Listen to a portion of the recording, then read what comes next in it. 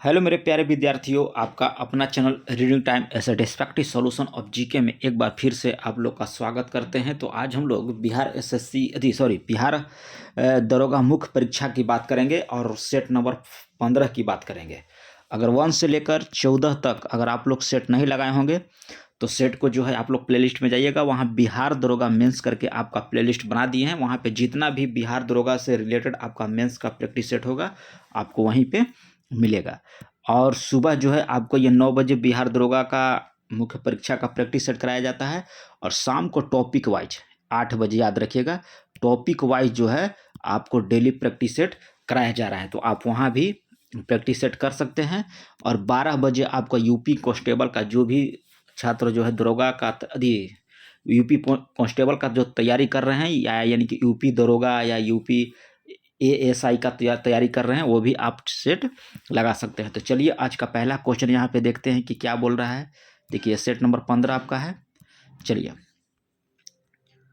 इसमें कह रहा है कि निम्नलिखित में से कह रहा है कि कौन सा संविधान की व्यापार समिति की व्यवस्थापन के पहले अध्यक्ष थे।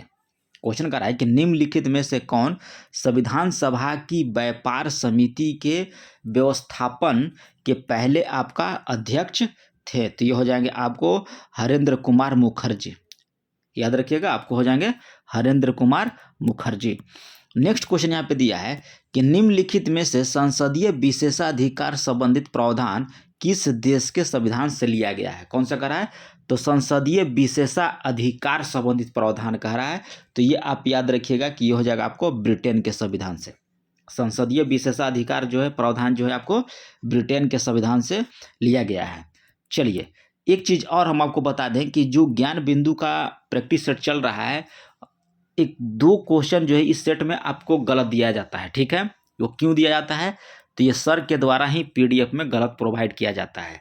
और हम लोग जो हैं, जो बहुत सारे यूट्यूबर क्या कर रहे हैं कि जो पीडीएफ में दिया हुआ है वही जो है आंसर वहाँ पे बता रहे हैं, लेकिन हम जो है आपको फुल डिस्कशन, यानी कि जो सर का डिस्कशन करने के बाद जो फाइनली आंसर निकल के आता है, हम जो है वो आपको वीडियो के माध्यम से प्रोवाइड कराते हैं। तो थोड़ा सा आप लोग सतर्क होकर पढ़िएगा, है ना। यहाँ पे देख लीजिएगा, मिला लीजिएगा, हम भी ये करा रहे हैं तो हो सकता है हमसे भी गलत हो, लेकिन पूरा जो है एनालिसिस करने के बावजूद ही हम आपको वीडियो प्रोवाइड कराते हैं। चलिए नेक्स्ट इसमें करा है कि बम्बई प्रांत को विभाजित कर कब गुजरात और महाराष्ट्र राज्य का निर्माण किया गया। कह रहा है कि बम्बई प्रांत को विभाजित करके कह रहा है कि कब गुजरात और महाराष्ट्र राज्य का निर्माण किया गया था। तो ये आपको 1960 ईस्वी में, कब होगा, 1960 ईस्वी में। नेक्स्ट को जो कह रहा है कि संपत्ति के अधिकार को मूल अधिकार से हटाकर संविधान के किस भाग में रखा गया है। तो ये भाग याद रखिएगा कि अनुच्छेद भाग 12 हो जाएगा। क्या हो जाएगा, भाग 12 हो जाएगा। चलिए नेक्स्ट क्वेश्चन देखिए यहाँ पे क्या कह रहा है। कह रहा है कि संविधान का अनुच्छेद 43 क का संबंध किससे है। कह रहा है कि भारतीय संविधान का अनुच्छेद 43 क का संबंध किससे है। तो इसमें याद रखिएगा कि जो पीडीएफ में आपका आंसर है ये बी लगाया गया है, लेकिन ये बी गलत है। ठीक है, ये बी आंसर जो है आपका ये गलत है। 5 का आंसर हो जाएगा आपको उद्योग के प्रबंधन में कर्मकारों के भाग लेने के लिए कदम उठाने से था। तो ऑप्शन सी यहाँ पे राइट है, लेकिन पीडीएफ में आंसर बी दिया गया है और सर के द्वारा जो है ऑप्शन सी लगाया गया है। चलिए नेक्स्ट क्वेश्चन की बात करेंगे कि उच्च न्यायालय के न्यायाधीशों के सेवानिवृत्ति की आयु जो है, यानी कि उम्र सीमा जो है, यह 60 वर्ष से बढ़ाकर 62 वर्ष कर दिया गया। तो ये हो जाएगा आपको 15वां संविधान संशोधन में। ठीक है, अब 15वां संविधान संशोधन याद रखिएगा 1963 ईस्वी में हुआ था। क्या कह रहा है कि उच्च न्यायालय के न्यायाधीशों की सेवानिवृत्ति यानी कि रिटायर करने की जो उनका उम्र था वो 60 वर्ष से बढ़ाकर 62 वर्ष कर दिया गया 15वां संविधान संशोधन 1963 ईस्वी के द्वारा। राष्ट्रीय कह रहा है कि आपातकाल की उद्घोषणा की जा सकती है। तो ये आपको इसमें सारा ऑप्शन जो है आपका गलत दिया है। ठीक है, यहाँ पे दिया है कि राष्ट्रपति द्वारा मंत्रिमंडल के सलाह पर, यहाँ होना चाहिए कि राष्ट्रपति के मंत्रिमंडल के लिखित सलाह पर होना चाहिए। तो ऑप्शन यहाँ पे कोई नहीं दिया है, तो 7 नंबर को आप लोग निगलेक्ट कीजिएगा। चलिए 8 नंबर की बात करते हैं कि राष्ट्रपति अपने शक्तियों का प्रयोग करेगा। तो राष्ट्रपति कह रहा है कि अपने शक्तियों का प्रयोग करेगा, ये आपको स्वयं अथवा अधीनस्थों के द्वारा। ठीक है, स्वयं अथवा अपने अधीनस्थों के द्वारा जो है राष्ट्रपति शक्ति का प्रयोग करता है।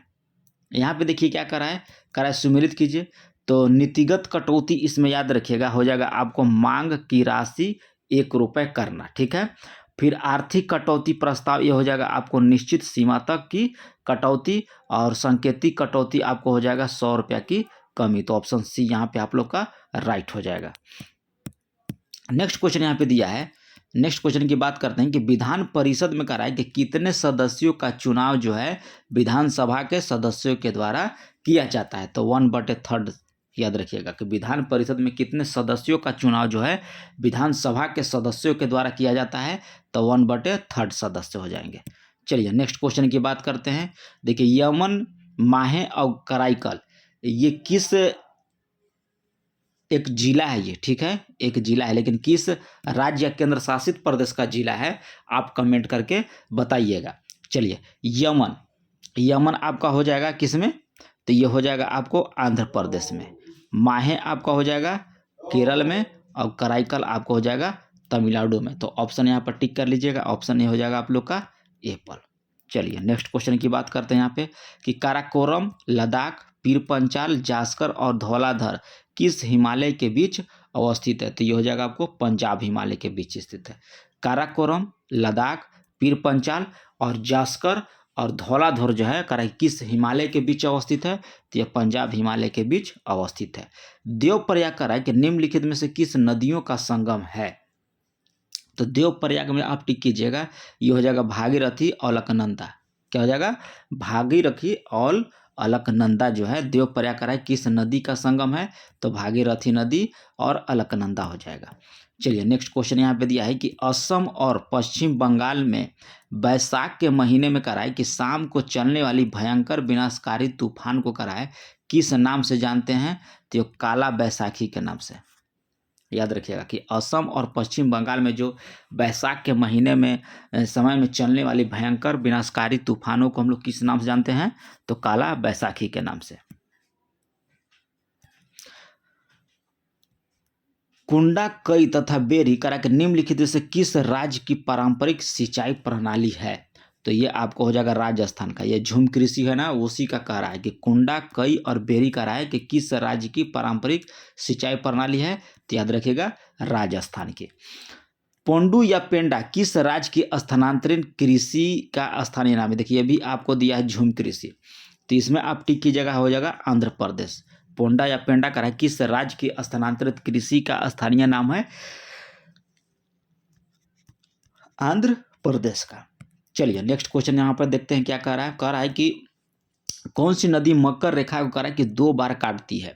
तो ये आपको लिम्पो नदी जो है आपको मकर रेखा को 2 बार काटती है।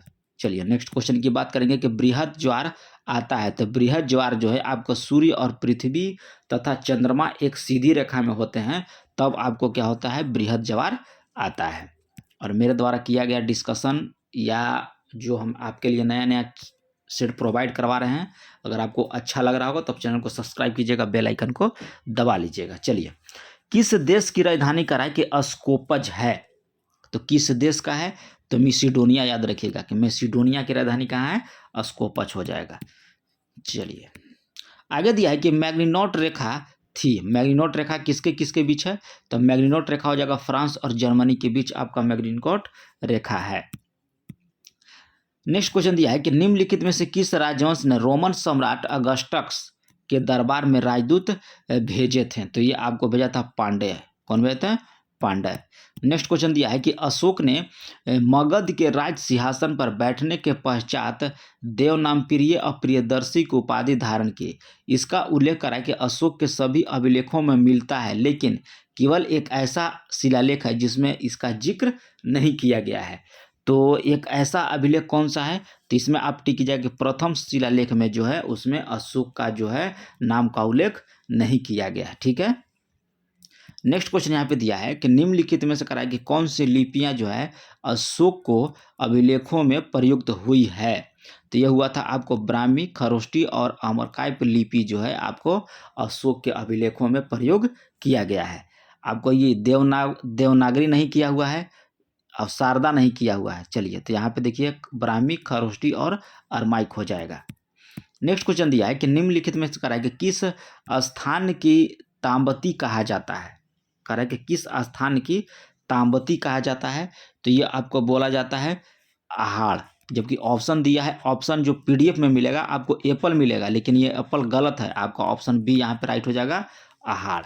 निम्नलिखित में से कह रहा है कि सेठित शब्द जो है किस वर्ण के लिए आपको प्रयुक्त किया जाता है, तो ये किया जाता है आपको वैश्य के लिए। किसके लिए? वैश्य के लिए। अकबर के सुलह कुल के विचार पर आधारित शासन दृष्टि बनाने में अकबर की मदद किसने किया था, तो ये आपको किया था अबुल फजल के द्वारा। अकबर के द्वारा इबादत खाने का निर्माण किस शहर में कराया गया था, तो अकबर के द्वारा पूछ रहा है तो फतेहपुर सीकरी हो जाएगा। अब कब हुआ था ये आप कमेंट करके बताइएगा कि फतेहपुर सीकरी की स्थापना कब हुआ था। निम्नलिखित में से कह रहा है किसके मकबरे में सर्वप्रथम 4 बाग पद्धति का प्रयोग किया गया था, तो यह हुमायूं के मकबरे में किया गया था। आपको 4 बाग पद्धति का प्रयोग जो है आपको हुमायूं के मकबरे में किया गया था। नेक्स्ट क्वेश्चन कह रहा है यहाँ पे कि किस गवर्नर जनरल ने अफगानों के प्रति क्या बोल रहा है, अफगानों के प्रति प्रतिक्रियावादी नीति अपनाया था, तो ये आपको अपनाया था लॉर्ड लिटन ने। कह रहा है कि किस गवर्नर जनरल ने अफगानों के प्रति प्रतिक्रियावादी नीति अपनाया था, तो यह हो जाएगा आपको लॉर्ड लिटन के द्वारा। नेक्स्ट क्वेश्चन यहाँ दिया है कि निम्नलिखित में से कह रहा है किसके नेतृत्व में ढाका अनुशीलन समिति ने 12 डकैती कांड को अंजाम दिया था, तो ये आपको अंजाम दिया था पुलिन दास। किसके नेतृत्व में, तो पुलिन दास के नेतृत्व में ढाका अनुशीलन समिति ने 12 डकैती कांड का कह रहा है अंजाम दिया था, तो ऑप्शन बी यहाँ पे आपका राइट हो जाएगा। रैमजे कह रहा है कि मैकडोनाल्ड के द्वारा सांप्रदायिक निर्णय की घोषणा कब किया गया था, तो यह आपको किया गया था 16 अगस्त 1932 ईस्वी को। नेक्स्ट क्वेश्चन दिया है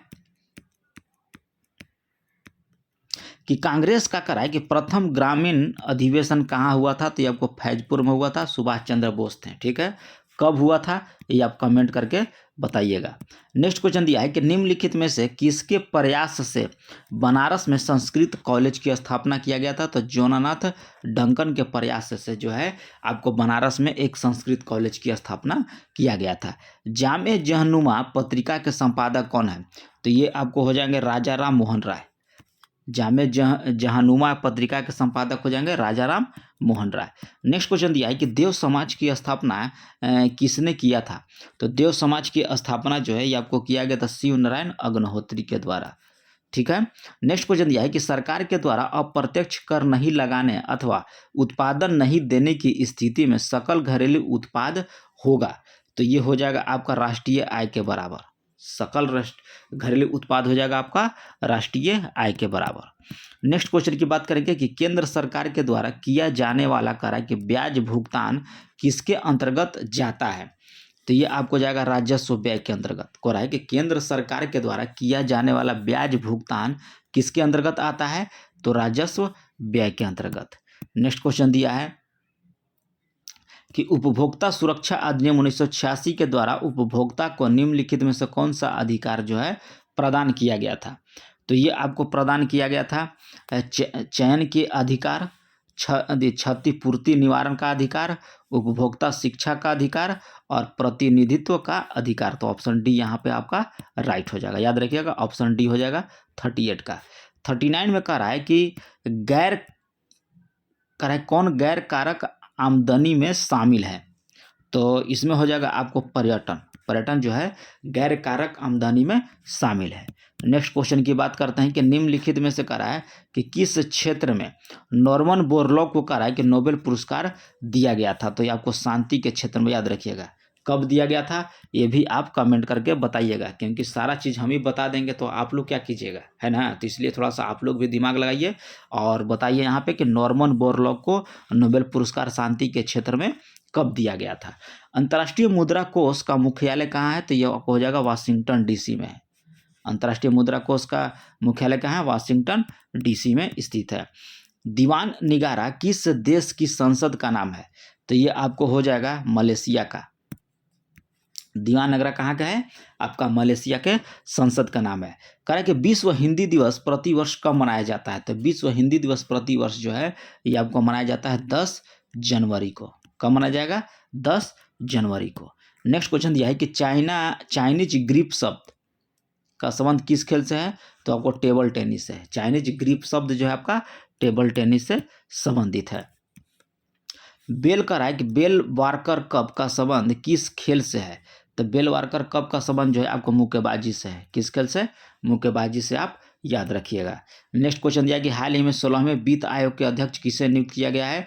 तो 16वें वित्त आयोग के अध्यक्ष जो है आपको अरविंद पनगड़िया हैं। भारत का कह रहा है कि पहला पनडुब्बी पर्यटन किस राज्य में शुरू किया जाएगा? तो ये आपको गुजरात में।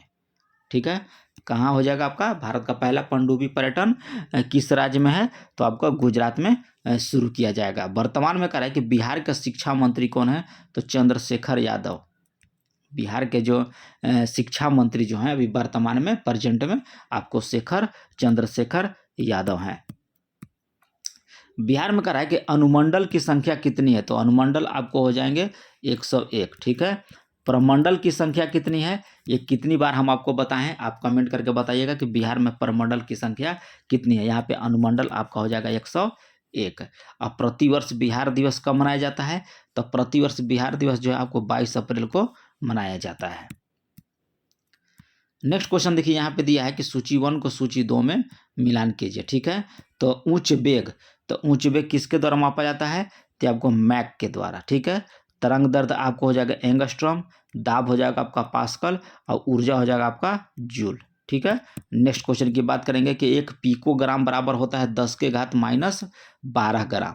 एक पिकोग्राम आपका हो जाएगा 10 के घात -12 ग्राम होता है। नेक्स्ट क्वेश्चन यहाँ पे दिया है कि पाइरहिलियोमीटर का प्रयोग जो है किसके नापने के लिए किया जाता है? तो यह आपको किया जाता है सोलर रेडिएशन नापने के लिए। साधारण कह रहा है कि यंत्र किस व्यक्ति की सहायता करता है? साधारण यंत्र जो है कह रहा है किसी व्यक्ति को सहायता करता है, तो ये आपको करता है कि कम बल का प्रयोग करके भी उतने ही मात्रा में काम करने में कह रहा है। साधारण यंत्र जो होता है ये होता है कम बल का प्रयोग करके भी उतने ही मात्रा में काम करने में। नेक्स्ट क्वेश्चन दिया है कि सूर्य से पृथ्वी तक प्रकाश के पहुंचने में कह रहा है कि लगभग समय लगता है, तो ये आपको लगेगा 8 मिनट 16 सेकंड। याद रखिएगा 8 मिनट 16 सेकंड लगता है सूर्य का प्रकाश जो है पृथ्वी तक पहुंचने में। हमें कह रहा है कि यह हरी घास का रंग हरा दिखाई देता है। क्यों दिखाई देता है? तो ये आपको दिखाई देगा कि यह हरे रंग के प्रकाश को हमारी आंखों पर परिवर्तित करता है। तो ऑप्शन ए यहाँ पे राइट हो जाएगा। आगे क्वेश्चन यहाँ पे दिया है कि विद्युत उपकरण में कह रहा है कि अर्थ का उपयोग होता है। तो अर्थ का उपयोग जो आपको सुरक्षा के लिए किया जाता है। ऑक्सीजन के बाद कह रहा है कि सबसे अधिक उपलब्ध कौन सा मूल तत्व है? तो ये आपको हो जाएगा सिलिकॉन। सिलिकॉन के बाद होता है आपका एल्युमिनियम। याद रखिएगा सबसे अधिक हो जाएगा ऑक्सीजन, उसके बाद सिलिकॉन, उसके बाद आपका एल्युमिनियम। निम्नलिखित में से कह रहा है किस पदार्थ में कह रहा है कैल्शियम विद्यमान होता है? तो कैल्शियम विद्यमान आपको हो जाएगा जिप्सम में। ठीक है, अब फिर अगला क्वेश्चन कह रहा है कि निम्न किसे शुष्क बर्फ कहते हैं? ये भी क्वेश्चन आपको जो पीडीएफ में गलत मिलेगा, लेकिन यहाँ सर के द्वारा ठीक किया गया। तो यहाँ हो जाएगा ठोस कार्बन डाइऑक्साइड। शुष्क बर्फ कहते हैं ठोस कार्बन डाइऑक्साइड को। पीडीएफ में आपको आंसर ए मिलेगा। चलिए, फिटकिरी कह रहा है कि गंदल पानी को किस प्रक्रिया के द्वारा स्वच्छ करता है? तो स्कंदन के द्वारा। फिटकिरी जो है गंदे पानी को स्वच्छ करता है स्कंदन प्रक्रिया के द्वारा। स्वर्णकारों के द्वारा कह रहा है कि प्रयोग में आने वाला एकवा मिलाकर किया जाता है। ठीक है, तो ये मिला जाता है आपको नाइट्रिक अम्ल और क्या बोला जाता है हाइड्रोक्लोरिक अम्ल। तो ऑप्शन बी यहाँ पे आपका राइट हो जाएगा। नेक्स्ट क्वेश्चन दिया है कि बुलेट प्रूफ जैकेट के निर्माण में कह रहा है कि किस बहुलक पदार्थ का प्रयोग किया जाता है? तो ये आपको प्रयोग किया जाएगा केवलर का। बुलेट प्रूफ अगर जैकेट आपको निर्माण करना है तो कह रहा है किस पदार्थ के बहुलक का प्रयोग करेंगे? तो केवलर का। मकड़ियों के द्वारा उत्पादित रेशम कहलाता है, तो ये आपको कहलाता है गौसमियर रेशा। क्या कहलाता है? गौसमीर रेशम कहलाता है। आपको मकड़ियों के द्वारा उत्पादित रेशा जो होता है उसको गौसमीर रेशम कहते हैं। निम्नलिखित में से कह रहा है कि रूपांतरित स्तंभ कौन सा है? तो यह आप आंसर बताइएगा कि रूपांतरित स्तंभ कौन सा हो जाएगा। शहतूत का फल है तो शहतूत का फल जो है आपको हो जाएगा सोरोसिस। शहतूत का फल आपको हो जाएगा सुरोसिस।